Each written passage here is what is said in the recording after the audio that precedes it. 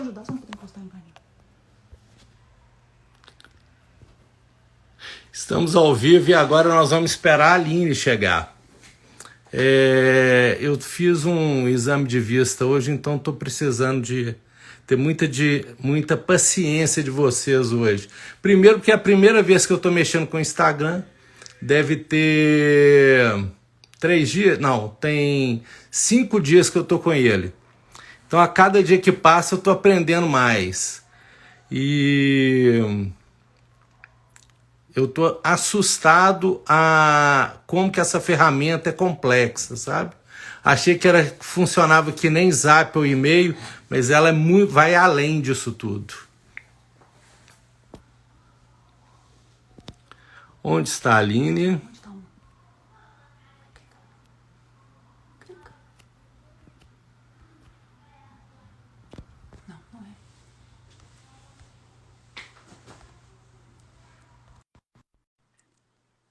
Continua falando, vou perguntar da Aline. Conseguimos entrar agora, Aline? Agora sim. Então, estava pedindo desculpa pela falta de noção minha usando o Insta, que eu tenho menos de uma semana de uso. Vocês já são guerreiras nisso daí, né, Aline? Pois é, tá aprendendo, né, doutor Sandra? Seja bem-vindo. Mais que aprendendo. Eu acho que eu estou mais apanhando do que aprendendo. É assim mesmo, faz parte, né? Tá ouvindo bem? Muito bem. Ótimo, tudo preparado aí. Top. Com relação ao nosso tema hoje, Aline, quem já participa já do Núcleo, já te conhece você, né? Conhece a Miriam e sabe o trabalho que vocês fazem junto ao nosso grupo e que é muito bem-vindo. Afinal de contas, todo mundo sabe que é um momento extremamente complexo o pós-parto. E aderido ao pós-parto, junto nesse pacote pós-parto, vem uma coisa que é aleitamento materno. Sim. Que a gravidez é só uma gotinha de demonstração da dificuldade, o parto é um dia de dificuldade, porém o aleitamento junto com o puerpério é quase que uma vida inteira, como diria o Marco Aurélio. Você acha que não vai passar, né? É bem processual mesmo. Bom, primeiramente, boa noite a todos, né? Estou entrando agora, vendo todo mundo. Quero agradecer a equipe do Núcleo Bem Nascer, em nome da Miriam também, que eu digo que nós somos uma equipe de duas lá no Núcleo. Com certeza. Enquanto aleitadoras, né? Junto à equipe, para atender aí o público do Núcleo Bem Nascer, e é um enorme prazer estar aqui com vocês, viu? Muito obrigada pelo convite. A Miriam só não está aqui comigo, gente, por uma questão de geolocalização mesmo, mas ela está presente, eu tenho certeza. Dá um oi aí, Miriam. Eu brinco muito, doutor Sandro, eu falo que o aleitamento é o nirvana do pós-parto, né? Porque, na verdade, a gente está falando da comida do bebê. O peito da mulher é o alimento principal, a priori, né, da criança. Acabou de nascer, tem ali o colostro, aquele primeiro momento, independente das questões que aconteceram, a mulher ela é feita para isso. Somos mamíferos para isso, né? Para ofertar, para aleitar. E é muito complexo quando alguma coisa sai desse padrão, sai dessa expectativa criada, quando o pós-parto idealizado não é o realizado, que a maioria das vezes pode acontecer. Doutor Sandro? Estou escutando, Aline, pode falar. Oi, tá. Vou apertar minha câmera. Fica à vontade. Então, assim, nesse primeiro momento, é muito importante a gente ter essa noção de que a informação, que é isso que vocês estão fazendo agora, participando das lives, lendo a respeito do aleitamento materno, vai colaborar para esse primeiro momento conosco, né? Junto à equipe completa, junto aos médicos, a família, o entorno, a rede de apoio, e nós, enquanto profissionais, na linha de frente com vocês, atuando dentro da casa de vocês, falando a respeito aí do alimento principal do bebê. Isso mesmo. E já começando essa história, Aline, eu vou perguntar uma coisa que é foi uma dúvida de várias pessoas perguntando o seguinte, várias mulheres, vários pais, inclusive, perguntando o seguinte: amamentar dói? Ah, essa pergunta aí é a... Essa Ó concurso. é a mais cotada. De todas. Então, olha, antes de responder a pergunta, é muito válida, é claro que acho que você já falou, eu devo ter perdido um pouquinho do seu início, doutor Santos, se eu estiver repetitiva, tá? A Não, gente pode ficar. está no mês do aleitamento materno, especificadamente na Semana Mundial do Aleitamento Materno, mundial, hein, pessoal? E o dia 1 de agosto foi o Dia Mundial da Amamentação. E esse ano, o que nós chamamos de SMAN, Semana Mundial de Aleitamento Materno, ela fala, né, que apoiar o aleitamento para um planeta saudável. Então, quando a gente fala dessa pergunta, amamentar dói, ela vai diretamente ao tema da SMAN desse ano. Deveria não doer, é a resposta correta. Partindo do princípio que fisiologicamente nós somos projetados para... Deixei aqui algumas coisinhas para gente, tá? Trabalhar aqui com vocês para ficar bem didático, do jeito que a gente gosta. Partindo do princípio, tá todo mundo vendo que aqui é a mama de vocês internamente, né? Alvéolos, digamos assim, ductos lactíferos e aqui ampolas lactíferas. Quando o bebê mama corretamente na mama, isso a gente tem que pegar lá na raiz, lá atrás, fazendo o movimento correto de extração da ordenha, né?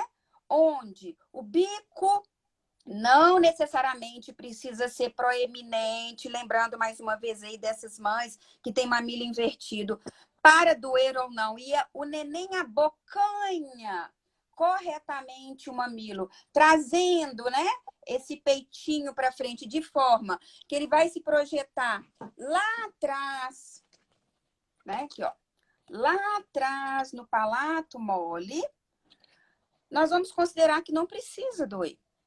Agora, a gente tem que levar em consideração, não é só a dor física da mulher, embora seja mais latente no pós-parto imediato.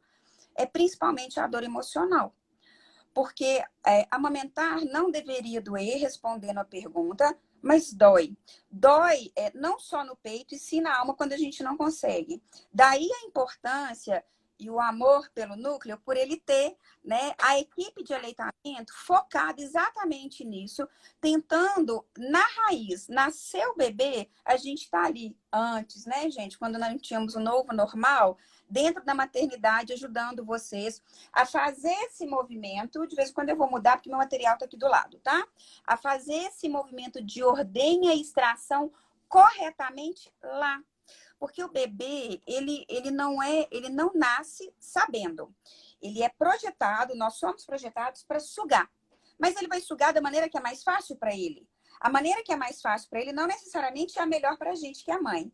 E isso pode ocasionar... também, né? Não Exatamente. necessariamente só a mais fácil, é a primeiro que ele encontra e ali ele fica agarrado. Sim, cabe a gente organizar isso. Exatamente. Só que essa organização, ela vai muito além de uma pega correta, né? Essa organização da mamada, ela vai incluir, além da pega correta, é um tantinho de coisas que dá um tantão fazer ficar certo. Ela vai além do posicionamento correto do bebê ao seio, ela vai além da pega, ela vai além da posição desta mãe, ela vai além da via de parto, ela vai de encontro a um tanto de pequenas coisinhas que você faz lá com o recém-nascido, desde o momento que ele nasceu, até principalmente o entorno daquela mulher, a rede de apoio daquela mulher e o desejo também. Gente, amamentar, a Semana Mundial de Aleitamento Materno, ótimo, ok, é o que a gente deseja. Mas ok também quando você não consegue. A gente está aqui para apoiar, para acolher, sem julgar e dar o melhor caminho para vocês. Daí a importância da desromantização desse processo, né, doutor Sandro, do pós-parto imediato.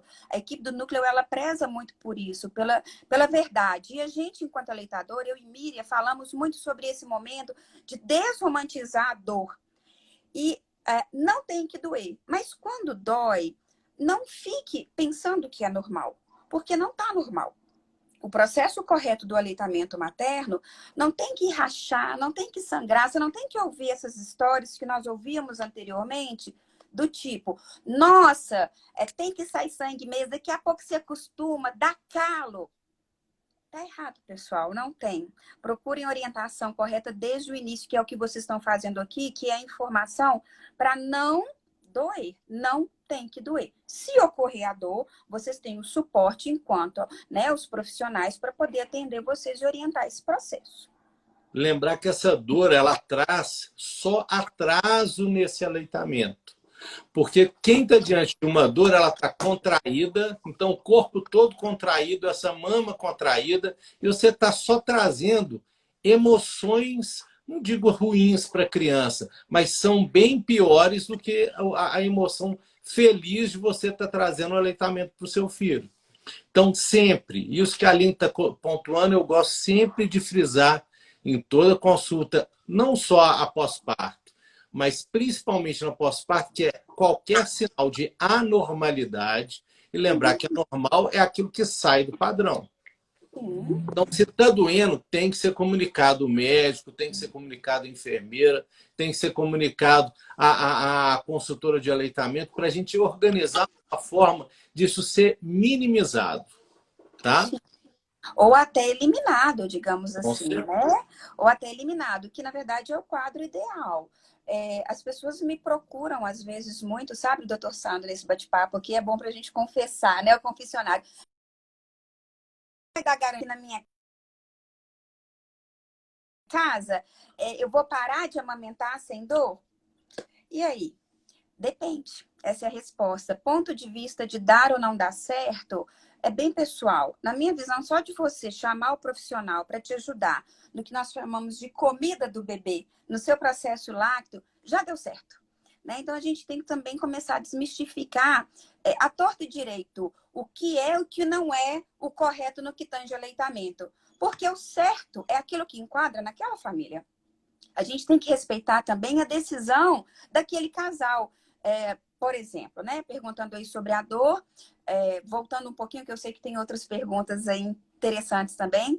Então, quer dizer que vai doer, mas eu fico ali amamentando o meu filho, sentindo dor, parecendo que uma autoflagelação, uma automutilação. Não tem que ser assim. A maternidade, ela não tem que ser cheia de dores, embora seja, tá, gente? Como mãe de 4 filhos aqui, nasce um filho, nasce uma dor e uma culpa junto. Paciência, faz parte.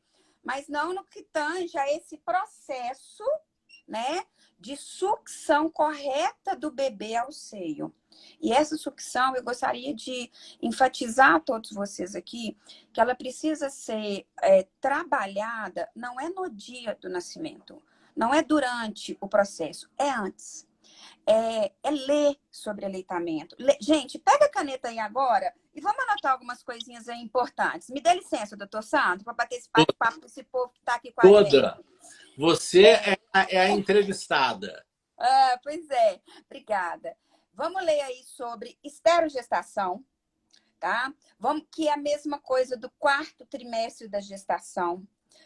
Mulheres que possuem alguma cirurgia, como diz o doutor Sandro, tudo aquilo que sai do natural. O que é o natural? O que não nasceu com a gente, né? Então, passou por alguma cirurgia mamária? Opa, liga a antena, deixa eu procurar em sites fidedignos, tá, gente? Cuidado com o Dr. Google, né, doutor Sandro?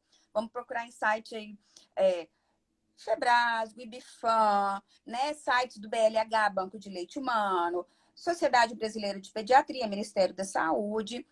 Vamos procurar em sites fidedignos. Sites oficiais, sempre. Sim, a respeito de processo lácteo, né? Eu mexi no meu peito, eu posso amamentar? Eu não posso amamentar? A informação, ela é a base prioritária para o sucesso do aleitamento.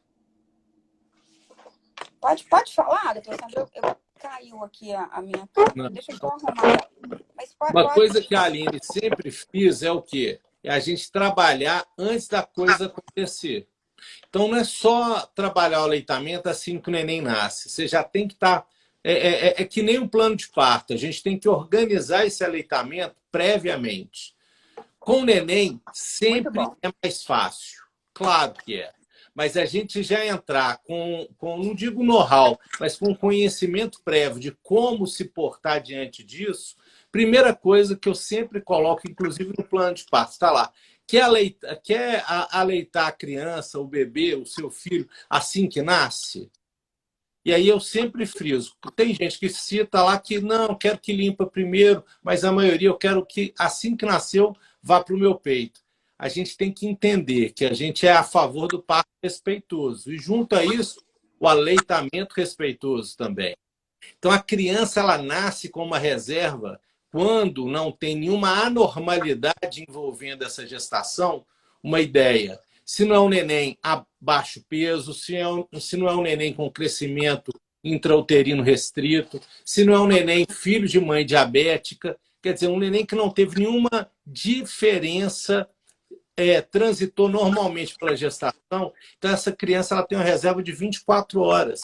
Ela talvez não esteja afim de amamentar. Então a gente não tem que ficar naquela insistência, naquele desrespeito com o recém-nascido que acabou de nascer. A gente tem que deixá-lo no pele a pele. Uma coisa é o pele a pele, outra coisa é forçar a barra para que ele amamente. Quer dizer, às vezes ele está cansado do parto, seja ele cesáreo normal, porque um parto cesáreo também é cansativo, principalmente se for depois de 14, 16 horas de trabalho de parto, aí finda com uma cesariana. Não é só a mãe que está cansado, não é só o obstetra que está cansado, não é só o pai que está cansado, não. A criança também está.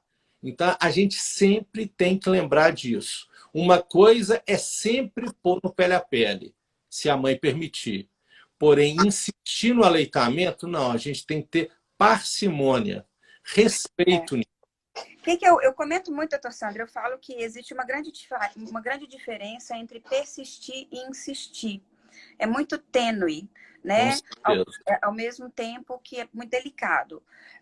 Eu e Miriam comentamos, eu vou sempre trazer a Miriam para o nosso lado para a gente, porque Claro. a gente trabalha em conjunto, alinhado com as mesmas condutas, e eu falo isso muito com ela, e nós conversamos muito a respeito disso.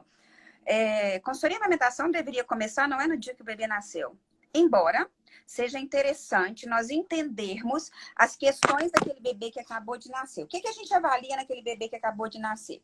A questão orobucofacial palatal, não como fonoaudiólogo, né? Porque nós não somos, no caso eu e ela, consultoras fonoaudiólogas. Existe profissional da área para isso.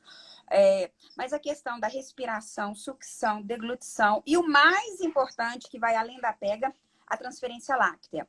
Um bebê com 24 horas de nascido, aproximadamente, nós não conseguimos usar esses balizadores para entender se será ou não um processo de aleitamento materno com sucesso, de sucesso. Nós temos uma noção e o parâmetro. O parto, ele se chama trabalho de parto por esse motivo. Ambos trabalham, né? Bebê e mãe. E é muito legal que o Núcleo Bem Nascer, ele pensa no depois, né? Também. Olha que bacana essa fala do Dr. Sandro, da gente perceber a importância de respeitar o momento do bebê. Poxa, a mãe tá ali, eu não sei quantas horas de trabalho de parto, ela tá cansada, porque além da mãe, gente, nós somos mulher também. Então, existe o nosso eu, né? O pessoal da gente. O neném nasceu, ele trabalhou, ele tá cansado também. A mãe tá cansada, às vezes, por uma obrigação social de tentar cumprir o que foi falado. Exemplo, tá? Daqui a pouco eu vou me bater aqui. Nossa, tem que ser na água. Nossa, tem que ser na banqueta. Nossa, tem que ser na postura lá de 4 apoios. Nossa, gente, não tem que ser nada. Tem que ser aquilo que é bom para vocês. E sendo bom para vocês, é simbiótico. Sendo bom para vocês, é simbiótico. O bebê acaba recebendo aquilo. O que adianta você ficar ali, só pegando aqui rapidinho, com seu neném, né? Ali, ó. Ai, meu Deus, mas está muito sofrido, está muito doído, está muito doendo. Se você está sentindo ruim esse movimento de fazer com o bebê ali, quando ele acaba de nascer, deixa eu levantar minha cadeira um pouquinho aqui. O bebê não vai curtir aquilo. A gente tem que levar isso em consideração também, porque é um ser humano, com vontades, desejos, anseios. Acabou de nascer, embora seja um recém-nascido, mas é uma pessoa. Então, respeitar esse ciclo através da simbiose, da conexão mãe-filho, independente do tempo de nascimento, é muito importante. Nós temos alguns detalhes a serem salientados aí. O bebê não é gig, o bebê não é pig, né? Pequeno para a idade gestacional, gigante para a idade gestacional. O bebê não tem diabetes gestacional. Lembrando, pessoal, que nós, consultores, somos extremamente alinhados com os médicos do núcleo. né? Eles passam para a gente todo o histórico de vocês. Caso seja algum histórico pontual referente ao aleitamento, não é o histórico médico, não. É referente ali à questão láctea, né? Mamária de vocês, para a gente poder... Aqui a gente pincela aquilo que deve ter foco, né? Sim. Que nem hoje, vou dar um exemplo de hoje, né? Eu passo para você lá. Paciente primeiro filho teve diabetes gestacional, dificuldade no aleitamento. Então, quer dizer, eu já te clico aonde você tem que trabalhar mais com foco. Né? É um facilitador para a gente conseguir criar um raciocínio de manejo clínico para aquela paciente, né? Então, a gente tem que avaliar essas questões. O que o doutor Sandro falou, ele é bem importante. As primeiras 24 horas, dentro de um bebê dito, abre e fecha aspas, normal. Eu chamo de normalidade aquilo que não deu nenhuma intercorrência durante o processo do pré-natal, tá? Ele tem essa reserva de 24 horas. Então, é normal ele não querer mamar. A gente espera aí que nas primeiras 24 horas ele fique mais sonolento mesmo, querendo só dormir. E não adianta você ficar ali cutucando o neném o tempo inteiro, incomodando o bebê, torna-se um estresse para você, torna-se um estresse para a família, né? Para quem... Até para a gente, para a equipe médica, que quer tentar ajudar de alguma forma os aleitadores.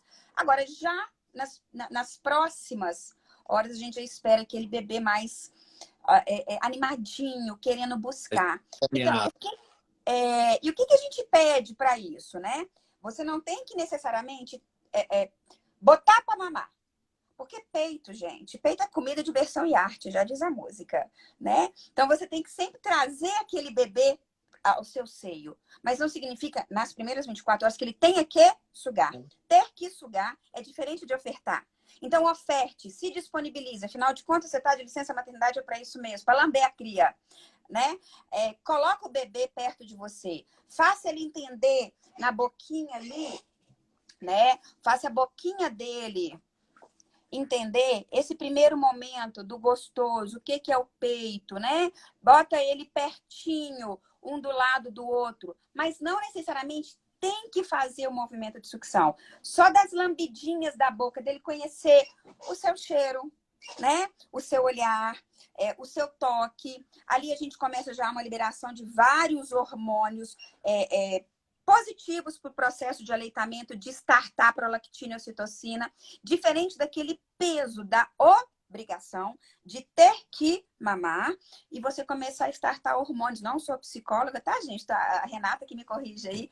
Hormônios como adrenalina, endorfina, que eles vão acabar limitando aí a produção da prolactina e ocitocina, que é o que starta o famoso descida do leite, apojadura, lactogênese, por aí vai, tá? Outra pergunta, Aline. Só vou introduzir a pergunta, mas depois eu vou pedir para você comentar sobre ela. Mas devo preparar a minha mama antes de amamentar? Essa é Trend Topics 2. Isso. Só que antes de você responder, eu queria só frisar tudo isso que você acabou de citar sobre a criança. Além de ser um ser totalmente diferente da mãe, do pai, né? Ele tem o desejo dele e isso tem que ser respeitado, né? Tem mãe que fica rindo comigo quando eu falo assim, ó, você já percebeu qual mama que ele gosta? Ela ri. Ela vira para mim e fala assim, não, é qualquer uma, ele não sabe escolher, não. Engano seu. Antes de vencer 7 dias, ele já está sabendo qual que ele quer. E eu brinco que é sempre, ou quase sempre, porque a medicina não tem nada certo, certezas são incertas, né? A mama que me aparece com mastite é pouco provável que seja a que ele goste. É inacreditável. Isso é uma pergunta que eu faço para toda paciente que chega com um quadro de mastite para mim.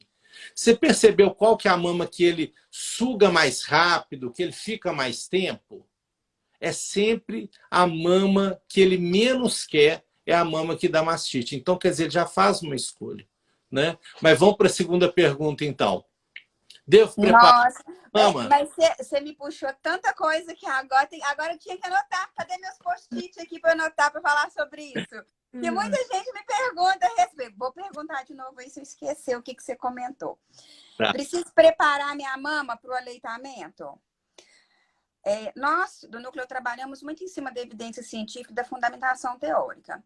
Na literatura, não há nada que diga que... Então, vamos para a nossa listinha. Anotem e vão riscando aí ao mesmo tempo. Não precisa passar bucha vegetal, nem pedra pome, nem pedra úmida, não precisa passar esmalte, isso tudo eu já vi, tá? Não precisa passar esmalte, não precisa passar borra de café, ou seja, você não precisa passar nada, nem tomate, nem pomada, nada do tipo. O que você tem que fazer para preparar a sua mama? Primeira coisa, informação. Né, o que vocês já estão fazendo, ler a respeito de lactação. Segundo, o sol, ele é bem-vindo, embora o doutor Sandro ainda não esteja na literatura, mas é a questão da vitamina D, tô certa? Né? É a questão da E vitamina ultravioleta, né? Sim. Tatu Agora, não é... B. D. Não é D. D, dado. Mas não é... Não significa que você vai tomar sol religiosamente a gestação inteira, que vai contribuir para que a pega do seu bebê, ou para que seja correto, para que não doa, para que não dê fissuras. Então, na verdade, comprar apetrechos, né? Foi a pergunta, certo? Que eu me liguei no que você falou depois. Para o processo... desculpa, preparar o peito para o processo, ele se tornaria desnecessário partindo do princípio que a mama, deixa eu pegar aqui para ver se vocês vão conseguir perceber. A mama, assim, são estudos, embora ainda não embasados, mas a gente fala dos tubérculos. O senhor tem uma consideração a fazer sobre isso, né, doutor Sandro? Dos tubérculos de Montgomery, né? Nós chamamos de... Esse aqui, ó, depois você vai no espelho e você apalpa e olha sua mama, se você não teve oportunidade de conhecer. Nós chamamos de tubérculos de Montgomery. Esses tubérculos, o corpo humano ele é sensacional, maravilhoso, perfeito, a máquina humana é linda. Ele já prepara o seu seio durante a gestação, liberando aí o que nós chamamos de hidratação natural. Partindo do princípio que a pega... ela se baseia por hidrossucção, né? É uma hidrossucção sem vácuo. Quando você prepara a mama para o processo de aleitamento, você acaba tirando a hidratação do processo natural do seu corpo e impede que o corpo trabalhe em prol dessa pele macia naturalmente em volta do bico do seio. Porque a gente tem a mama, areola e bico, desse complexo areolar. Então, esse complexo areolar, ele não precisa ser preparado na gestação, quiçá a mama inteira, menos ainda, tá? Então, nada de ficar lá horas debaixo do chuveiro, passando. O que prepara o peito, gente? Prepara o peito, mais uma vez, lê a respeito de esterogestação, lê a respeito de processo de lactação.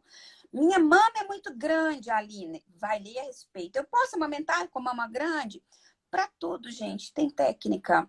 Eu brinco, falo do Luciana Lana, pessoas diferentes precisam de métodos diferentes. E por que no processo de aleitamento não seria assim? A gente não tem filho uma vez por semana, né? Bom, pelo menos eu não. Eu espero, depois eu tenho um tanto de filhos juntos, sabe, gente? Ao mesmo tempo.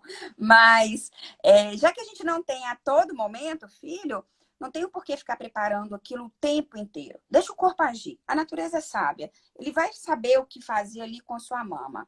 E nenhum médico do núcleo tem essa conduta de passar pomada durante a gestação, não. Isso eu falo por todos, acho eu. Tá com vergonha de não insistir nessa questão da pomada. Então, cremes e pomadas, nem pensar. Inclusive quando a mama está ferida, tá? Aí é o pós, né? A mais conhecida, né, que é a lanolina, que é utilizada, não deve ser utilizada, tá? Caríssima, né, doutor Sandro? Desculpa te cortar. Não, Caríssima. isso a gente não gosta nem de citar. A questão toda é que ela forma um tecido mais fragilizado. Ela pode até acessar uma cicatrização, né? Até porque o corpo já ia andar para isso. Mas veja bem, embora ela forme um tecido muito fininho, a gente tem que pensar também no oposto. Só para ficar claro, desculpa te cortar. A gente também não tem que deixar a pele grossa. Não, Não é isso. definitivamente. Não tem que passar pomada para não precisar afinar, porque pode Isso. acontecer muita emoliência, né? Geralmente essas pomadas elas são muito oleadogênicas, o que Todas. atrapalha totalmente esse processo de hidrossucção. Como também a gente não precisa passar nada para, por isso que eu falei, né? As pessoas, isso é muito, é uma cultura. Eu nem diria um mito, é uma cultura. As pessoas Você já, passarem. eu já comentei isso com você, né? Mas até caco de telha eu já vi passarem na cama, É, tem gente. noção, né? É, não Eles não têm que transformar a mama, né, a areola e o mamilo na pele do solado do pé, não. Pelo contrário. Mas é porque é cultural que amamentar tem que doer. Então, a gente tem que olhar também a raiz. Por que as pessoas fazem isso, né? Busca-se... Gente, é aquela história. As informações foram chegando. A medicina foi atualizando. As evidências foram acontecendo. Não morreu porque fez, mas a gente não está tendo ser humano sobrevivente, criando peito sobrevivente, filho sobrevivente. Então, se o estudo está aí, vamos usar a nosso favor. Né? Ler, entender. Outra coisa, nós do núcleo, nós não cobramos para dar informação pelo WhatsApp, sabia? Vocês podem perguntar à vontade, né? Antes de fazer qualquer investimento, fiquem à vontade em perguntar sim ou não. Consulta lá a amiga, a tia, a prima, a avó, a bisa e o Dr. Google, mas troca uma ideia com a gente. Não é que a gente os sabichões, não. Mas a gente vai levar alguma informação mais direcionada para vocês a respeito do que é o ideal ou não, ou principalmente da linha que nós trabalhamos e acreditamos ser a mais baseada cientificamente. Evidência e objetiva, né? Outra pergunta que está sendo cotada aqui, Aline, é posições para amamentar. Tem alguma posição que eu não posso amamentar?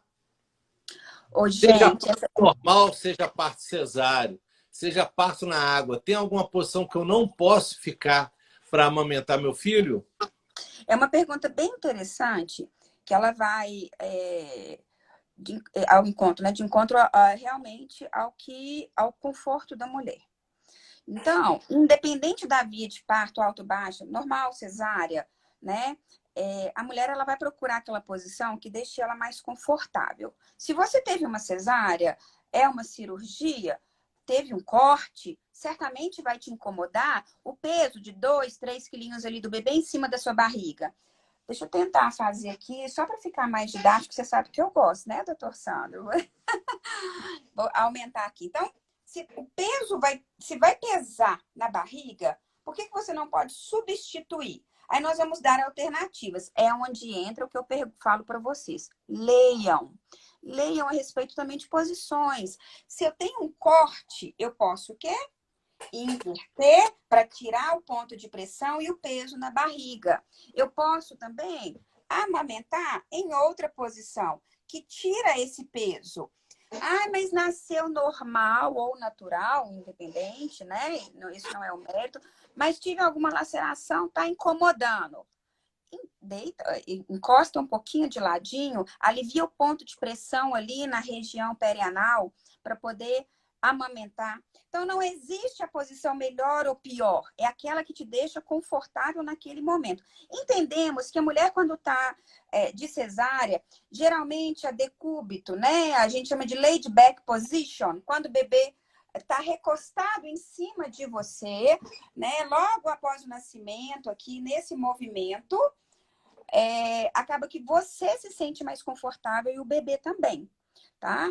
Agora, não há a melhor posição para a cesárea, a melhor posição para o normal. É a posição que a mulher se sente confortável. Há mulheres que têm cesárea, e eu atendo também, e se sente super confortável com o bebê lá em cima da cicatriz, sem problema nenhum. Minha filha, se você virar para mim e falar assim, exemplo, eu brinco muito com minhas clientes, quem é minha cliente está aí já ouviu isso. Fiz a posição de yoga do girassol, segura na mão de Deus e vai. Tá doendo? Tá não. Então vai, minha filha, segue. Que o importante é isso. Tá bom para você? Simbioticamente ficou bom pro neném. Então mete bronca. Conforto é primordial, né, Aline? Sim, claro. Então, resumindo, não existe posição que não possa. Não. Tem uma pergunta, inclusive, especificando aqui dentro desse volume de perguntas que a gente recebeu, tipo, posso amamentar deitada o meu bebê? liberadíssimo, As sem pessoas têm a estresse impressão nenhum, que né? Não aumenta nem isso, nem aumenta aquilo. O seu conforto é primordial. Agora, uma coisa que a gente preza é a segurança. Então, o risco do aleitamento com você deitada é a sua exaustão te permitir dormir durante o aleitamento. E aí sim você está expondo a risco a sua criança. as pessoas... Pode falar, desculpa. Porque, querendo ou não, você dormindo e a criança na cama tem risco de ter sufocamento, tem risco de você machucar a criança. Então, é só esse porém que eu sempre coloco, esse detalhe. E aí vem a rede de apoio, né? Então, tem que ter alguém sempre te apoiando ali, te organizando nesse amamentar. Até porque depois que amamentou, nada melhor do que o terceiro elemento para fazer o famoso pôr para rotar, né? Tem que Sempre pôr entre para os rotar arrotadores sempre. de, sempre entre os arrotadores de plantão aí. Tem que pôr para rotar sempre. Só fechando ali a última pergunta, fazendo o fechamento da sua, né, pergunta da posição, sobre deitar, as pessoas acham muito que o neném vai ter otite. Isso ainda é muito mal difundido, sabe, doutor? Por causa da mamadeira, na época, né? Que o canal auditivo do bebê é muito pertinho ali. Então, reforçar que pode amamentar deitado em aleitamento materno, que não vai dar otite. A preocupação enquanto aleitador sobre amamentar deitado é você estar conseguindo ali segurar a sua mama para ofertar a boquinha do bebê na mama, se você está conseguindo corretamente. Fora isso, teve o conforto, vai, tá? Mas, voltando à pergunta... Tem que sempre pôr para rotar? Sim. Tem que sempre pôr para rotar. Essa pergunta também é a terceira do Trend Topics, se é que tem aí. Tem. Olha, é bem prudente, depois que o neném mamou, a gente não sabe exatamente, depois que a gente ensina, né? Balizar aí transferência láctea, sucção correta, não correta, nutritiva, não nutritiva. A gente não sabe se o bebê entrou ar, entrou só líquido, em algum momento ele abriu a boquinha ali durante a sucção. Então, é sempre muito prudente. Terminou de mamar? Prudente. Coloca o bebezinho em pé. Nós temos várias posições para colocar o bebezinho para arrotar, mas é importante ter que pôr para mamar é diferente dele arrotar ou não arrotar. Às vezes, um giro que você faz com o bebê, de pegar o bebezinho, né, geralmente a gente coloca muito o bebezinho assim para mamar, para rotar, né? Eu sempre coloquei meus filhos dessa forma, eu gosto muito dessa posição, ele rota sempre inclinadinho. Não arrotou, você não ouviu, porque às vezes você não ouve também. Né? O neném arrota tão baixinho, embora tenha uns sapinhos aí, sabe, gente? Rota tão baixinho que a gente não vê, não ouve, quer dizer. É prudente colocar ele inclinadinho, né, 10, 15 minutos, assim, a doutora Bárbara do Núcleo, ela sempre fala a respeito, né, a nossa parceira do posicionamento. E um dado que eu sempre reforço, e aí não é minha área, mas eu vejo isso muito, é lembrar que no estômago tem espaço. Então, se o ar estava ocupando esse espaço, você coloca para rotar, a criança volta para o peito, né? Sim. E aí é mais tempo de sossego. Essa criança vai dormir mais tempo. A mãe tem que lembrar disso também. Partir desse princípio aqui, ó. Separei tudo para vocês, tá? Ela é toda professorinha, Aline. Partindo desse princípio aqui, olha, deve estar virado, que a capacidade estomacal do bebê é muito pequena. Primeiro dia aqui, 5 a 7 ml por mamada. Terceiro dia, ó, 22 a 27 ml por mamada. Então, quanto mais a gente aliviar, indo até lá, ó, o primeiro mês, né? Quanto mais a gente aliviar o estômago, ele é uma câmara elástica. Quanto mais vai dilatar. Então, quanto mais a gente deixar aquele estômago em formato e tamanho natural, né? Porque do primeiro mês para o último mês, a diferença estomacal do recém-nascido, ela é muito grande. Né? Olha aqui para vocês verem. Então, quanto mais a gente deixar esse estômago dele mais aliviado, mais leve, menos criança, como dizem, né? Enjoadinha, digamos assim, a gente vai ter dentro de casa. Claro, prezando por tudo, né, gente? Aleitamento correto, sem dor, neném comendo, barriguinha cheia. Tudo isso a gente tem que levar em consideração. Show de bola. Com relação a posso fazer isso para as pacientes que têm mais dificuldade de amamentar, né? Você já citou aí das cirurgias, entre outras coisas, mas as crianças que ficam em CTI e que acabaram não tendo oportunidade, assim que nasceu, de ter o contato com o aleitamento. Então, tem que readaptar. Teve no CTI, ficou recebendo leite pela sonda, depois usou a mamadeira. E aí, como que a gente consegue fazer essa adaptação em casa e conseguir um aleitamento exclusivo? Isso é possível? Ser possível é uma pergunta. Ser desafiador é outra resposta. Então, sim, sempre é possível. Digamos que seja desafiador, porque aquela mãe ela vai ter que conhecer novamente aquele bebê, né? Por algum motivo foi privado, aquele bebê, eu tive essa experiência também, e a gente tem condições totalmente de retomar isso aí através de um trabalho pontual junto àquele binômio, né? Aquela mãe e bebê, para entender o que aconteceu no processo. Entrou o que ali na UTI? Porque a gente tem que respeitar os protocolos hospitalares, em especial das UTIs. Então, foi oferecido mamadeira, foi oferecido chupeta no UTI, o bebezinho, ele suga, não suga no peito, a mãe tem ou não redução mamária, a gente faz, tem ou não silicone, a gente faz uma série de, digamos que uma anamnese mesmo com aquela paciente, para ajudá-la nesse processo de retomada. Mas, gente, quando me perguntam assim, muito, doutor Sandro, às vezes, mas meu bebê já tem 3 meses, meu bebê já tem 2 meses, você ainda acha que é possível? Eu vou sempre responder que é, né? Sempre é possível.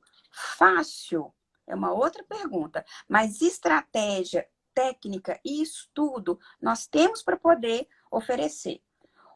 Porque o que não é legal é vocês deixarem de dar a cartada ou de tentar, porque ouviu por aí que não é possível. Ouviu por aí de quem? Quem é muita gente. Foi profissional específico da área que te jogou um balde de água fria? Ou foi alguém que nem tentou e não passou pela sua história? As histórias são únicas. Então, a gente tem que respeitar a história de cada binômio, de cada bebê, de cada mãe, entender esse processo para introjetar ali o que é melhor, qual o melhor manejo clínico para esse bebê. E lembrar de uma coisa, dá trabalho, mas é possível? Sempre. Ô, gente, quem disse que ser mãe é fácil, doutor Sandro? Não precisa de ter passado pela UTI ou não. Quem disse que ser pai e mãe é fácil? A gente tem um dia até pra gente, embora sejam todos, né, gente? A gente abre agora para perguntas ao vivo. Quem quiser mandar para a gente vai responder aqui agora. Então, vamos só fazer mais uma questão e estou esperando alguma pergunta. Com relação ao bico de silicone, Aline, deve ser utilizado? Essa pergunta ela é bem interessante. Doutor Sandro, eu estou na dúvida aqui se eu respondo não ou depende. Porque uma live é muita gente, né, gente? Então, vocês não... Daqui a pouco tem gente me matando, consultora aí querendo me dizimar. Gente, vamos entender as histórias, tá? Uma mãe que tem o bico protuso, né? Olha, aquele bico... Porque o bebê, ele não mama no bico, né? Ele mama no complexo areolar.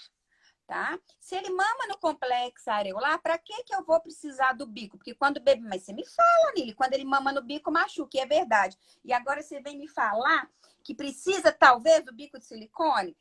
Então, gente, olha só. Vamos partir desse princípio que o doutor Sandro citou. Aquele bebezinho que lá na maternidade foi para UTI, por exemplo, não teve contato pele a pele, não sentiu o que é o peito da mãe, conheceu o apetrecho, que é o bico de silicone, a chupeta, a mamadeira, vai para casa, aquela mãe sozinha, entre 4 paredes, talvez com alguma rede de apoio, sem conseguir, quer botar o bebê no peito, por que eu, que estou aqui na minha casa, no meu quadrado, vou falar com ela assim, não coloque bico? Então, nós podemos, eu não sou 100% a favor do bico de silicone, mas também não sou 100% contra, não. Porque a gente pode utilizar ele como transição. Um processo de mudança. a mãe ela se sente confortável de trazer o bebê para o peito, mesmo que seja com intermediário, silicone, plástico, que é o que tanta gente fala, mas isso para gente que é profissional da área, pode utilizar a respeito do desmame do bico de silicone, que é melhor do que o desmame do seio em si.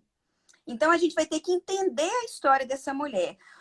O problema, a questão do bico de silicone é que ele é orientado de forma indevida, né? Ele é orientado de maneira não necessária. Se ele entra na vida da mulher de maneira desnecessária, sabendo que existe um biquinho ali, uma mama, um complexo areolar, para aquele bebê, para que ele foi indicado? Né, gente? A gente precisa de estar com aquela mãe, aquele bebê, e é necessário investir tempo naquela família para entender aquele processo, para indicar ou não o uso de um apetrecho no processo de aleitamento materno. Agora, aquela mãe que tem um bico, nós temos as variações, né, areolares, mamilares, digamos assim. Invertido, pseudo-invertido, protuso, semiprotuso. Cada mulher tem uma mama, né, uma fisiologia mamária. Ela sai da maternidade com a mama extremamente... ela sai da maternidade extremamente frustrada mentalmente por não ter conseguido amamentar. Se ela sai da maternidade por não ter conseguido amamentar e na casa dela ela consegue amamentar com bico de silicone, vai ser bom. Agora, aquela mãe que saiu podendo ter um processo sem bico de silicone e introduz, essa mãe, ela foi prejudicada. Tá? A Miriam mandou uma pergunta, só vou salientar, doutor Sandro, o processo de pedir ajuda. Quando a gente tem que pedir, vocês, né? Quando que a puérpera tem que pedir ajuda? Gente, no primeiro momento, ao menor sinal, como o doutor Sandro disse no início, de intercorrência que saia do normal, vulgo, dito dor ou não dor, é o momento de pedir ajuda. Até para uso ou não uso bico de silicone. Né? Responder para X pessoas nos vendo é uma coisa, mas para aquele binômio mãe-bebê é outra coisa. Outra pergunta que está rolando foi a Patizinha Vieira que mandou. Ela está perguntando se fórmula prejudica a mãe e o bebê, o binômio mãe e bebê. Olha só, gente, nós estamos aí na Semana Mundial do Aleitamento Materno falando exatamente sobre isso. Né, apoiar o aleitamento materno por um planeta sustentável, porque o doutor Sandro fala muito sobre isso, eu acho muito bacana a fala dele, né? Porque amamentar é saudável, é ecológico, né? É ecológico, e a questão da fórmula, ela volta um pouquinho ali no bico de silicone também. Eu também não sou 100% contra a fórmula. Meus filhos usaram fórmula, gente, eu tenho uma menina de 10 e trigêmeos de 7 anos agora, eu não tenho 4 peitos para alimentar.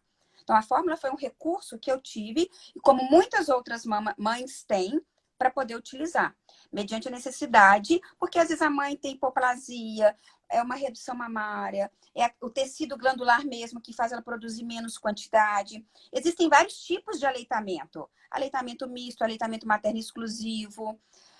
Então, a fórmula, ela não existe para prejudicar a mãe e o bebê. Não é porque você amamenta fórmula, a gente não está aqui numa competição de qual é a melhor mãe por ter amamentado no peito ou com fórmula.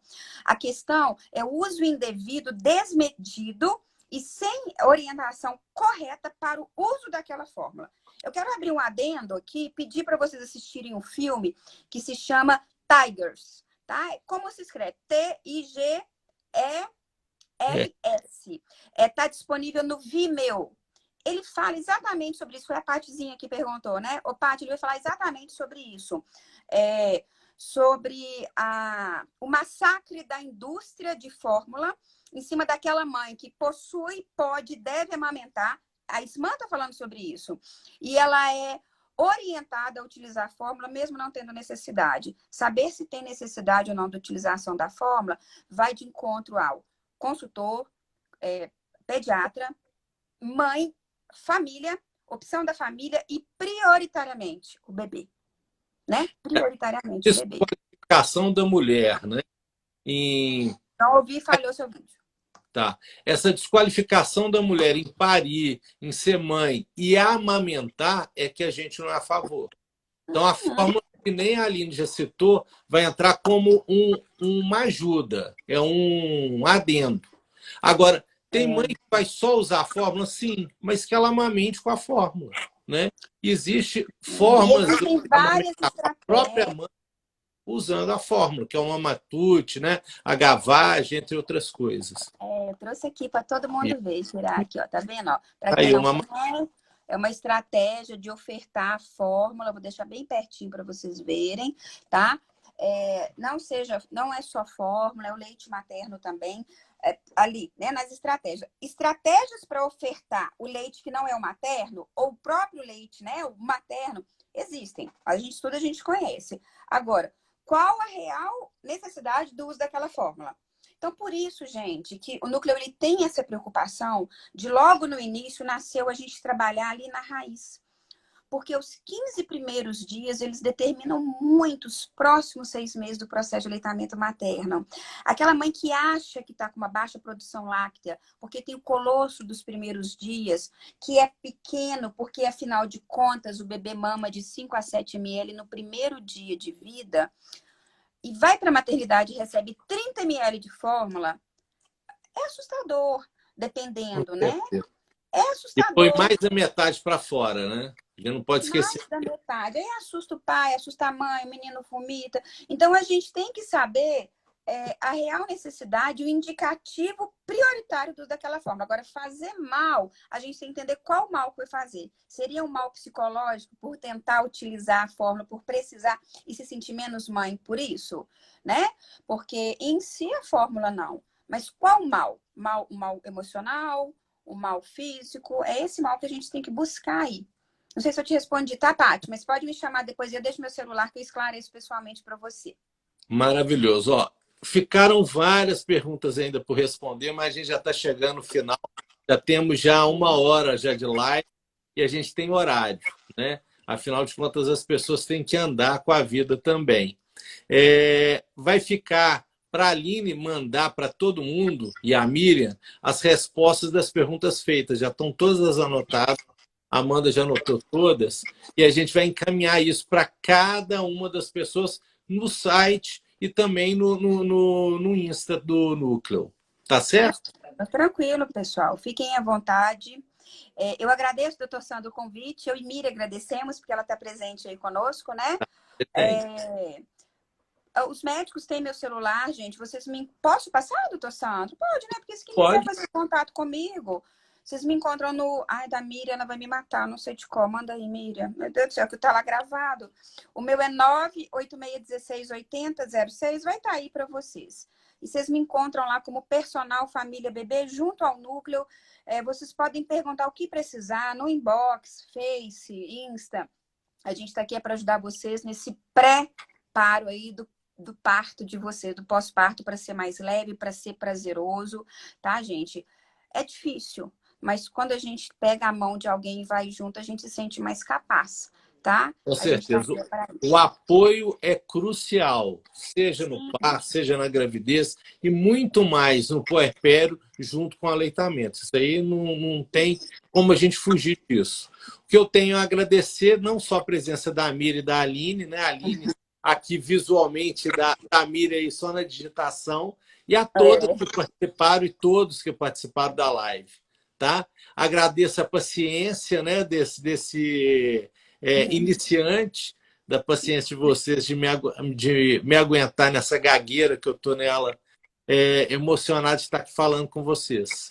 Tá? Você tá ótimo, você Obrigado. tá ótimo. Como disse sua cliente, você tá um ursinho, perfeito. Muitíssimo obrigado. Um beijo, Beijo, gente, um Aline. beijo. Tudo de bom para vocês. Para Tchau. todas. Obrigada.